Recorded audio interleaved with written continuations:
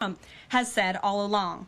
The war between Russia and Ukraine never would have started in the first place if President Trump were in office. This was always obvious to any person with a shred of common sense. Just look at what took place during the last 4 administrations. Under George W. Bush, Russia invaded Georgia. Under Barack Obama, Russia took Crimea. Under Joe Biden, Russia invaded Ukraine. But under President Trump, Russia did not invade nor take anything. President Trump is the only president this century, Republican or Democrat, who has held Russia in check and ensured peace in Europe. That's because Russia has always greatly respected President Trump and his peace through strength foreign policy approach. But overall, the bilateral talks in Alaska were very productive, and multiple key points were agreed to between the two leaders that truly opened up the door for Phase 2 discussions, which took place yesterday here at the White House. Within 48 hours of that meeting in Anchorage, I may add. As you all know, there were many European leaders here, as well as Ukrainian President Zelensky. They all traveled here to meet with President Trump to maintain the momentum and work toward a lasting peace. Across the board, every leader credited President Trump for his decisive leadership that has reignited the dialogue in hopes of finally bringing this war to a peaceful conclusion.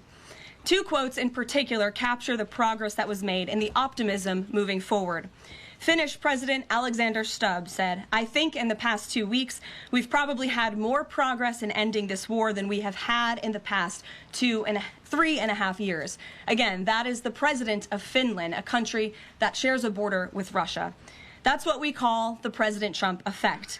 NATO Secretary General Mark Rutte also summed it up well. Without President Trump, this deadlock with Putin would not have been broken. He is the only one who could do this." Following the encouraging conversations yesterday, President Trump spoke with President Putin by phone, and he agreed to begin the next phase of the peace process, a meeting between President Putin and President Zelensky, which would be followed, if necessary, by a trilateral meeting between President Putin, President Zelensky, and President Trump.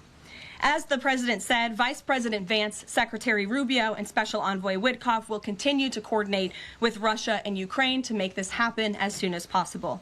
It's very important to remember that before President Trump's landslide victory last November, there was no end in sight to this bloodshed.